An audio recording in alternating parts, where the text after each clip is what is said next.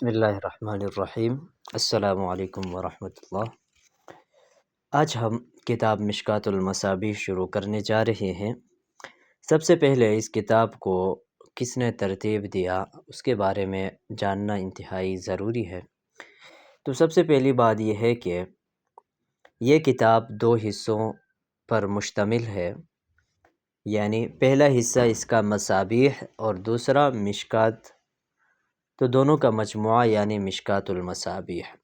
مصابیح کے مصنف رحمہ اللہ کا نام حسین تھا، اور مشکوٰۃ کے مصنف رحمہ اللہ کا نام محمود بھی آتا ہے اور بعض کتابوں میں محمد بھی آتا ہے۔ اس کے بعد چونکہ کتاب المصابیح ترمیم اور اضافے کے بعد مشکوٰۃ المصابیح کے نام پر منظر عام پر آئی ہے، تو اب ہم دیر کیے بغیر اپنے سبق کی طرف چلتے ہیں۔ الفصل الاول جو کتاب الایمان کا پہلا فصل ہے، اس میں سب سے پہلے حضرت عمر رضی اللہ تعالی عنہ کی روایت ہے کہ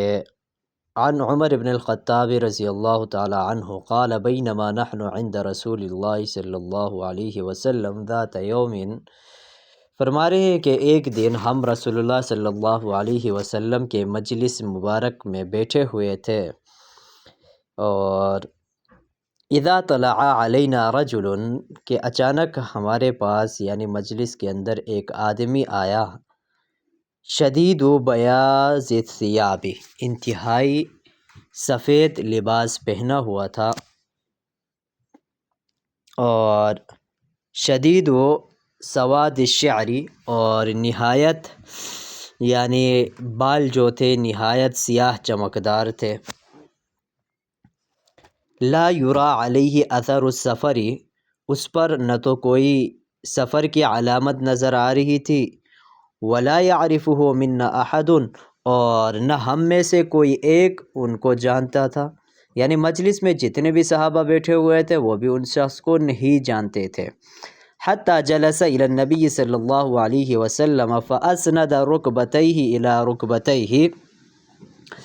وہ حضور علیہ السلام کے قریب آ کر بیٹھا اور آپ صلی اللہ علیہ وسلم کے گھٹنوں سے اپنے گھٹنے ملا لیے، اور ووضع کفیہ علی فخذیہ، اور اپنے دونوں ہاتھ اپنی رانوں پر رکھ لیے۔ پھر وقال، اور فرمانے لگا اور کہنے لگا، یا محمد، اے محمد، اخبرنی عن الاسلام، مجھے اسلام کے بارے میں خبر دو، یعنی اسلام کیا چیز ہے اس کے بارے میں مجھے بتاؤ۔ قال رسول اللہ صلی اللہ علیہ وسلم، رسول اللہ صلی اللہ علیہ وسلم فرمایا کہ الاسلام ان تشہد ان لا الہ الا اللہ وان محمدا رسول اللہ، یعنی اسلام کی حقیقت یہ ہے کہ تم گواہی دو کہ اللہ کے سوا کوئی قابل یعنی عبادت نہیں، اور محمد صلی اللہ علیہ وسلم اللہ کے رسول ہے، اور فرمایا کہ وَتُقِيمُ الصَّلَاةَ، وَتُقِيمُ الصَّلَاةَ، اور دوسرا چیز کیا، دوسرا کام نماز ادا کرنا ہے، اور تیسرا وَتُؤْتِي الزَّكَاةَ، اور زکوٰۃ ادا کرنا ہے، وَتَصُومَ رمضان، اور رمضان المبارک کے روزے رکھنا ہے، وَتَحُجَّ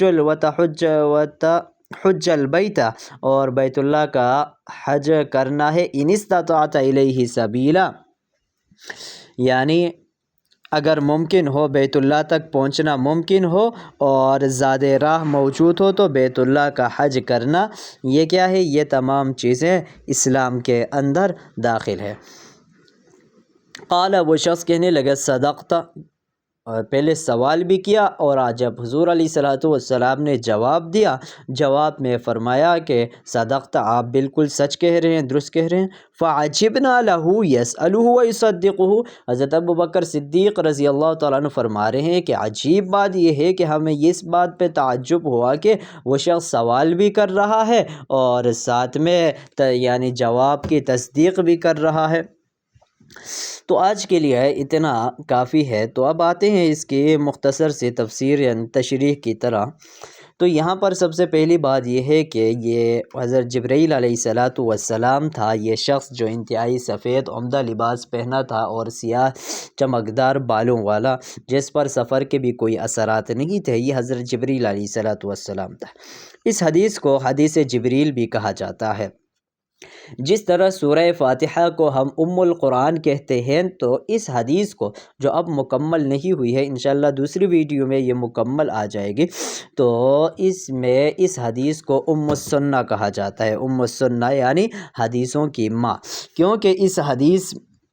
کے اندر تمام عبادات ظاہری، باطنی اور ایسے احکامات پر مشتمل ہے جو ایمان، اعمال، جوارح اور اخلاص یعنی اخلاص سرائر سے متعلق ہے، یہاں تک کہ شریعت کے تمام علوم اس کی طرف راجع ہے، یعنی اس حدیث سے شریعت کے تمام احکامات پھوٹ پھوٹ کر پھیلتے ہیں، تو اس لیے اس حدیث کو ام السنہ بھی کہا جاتا ہے۔ تو سب سے پہلے یہاں پر جبریل علیہ السلام نے یا محمد کہہ کر کے پکارا۔ یا محمد کہہ کر کے پکارنا یہ تو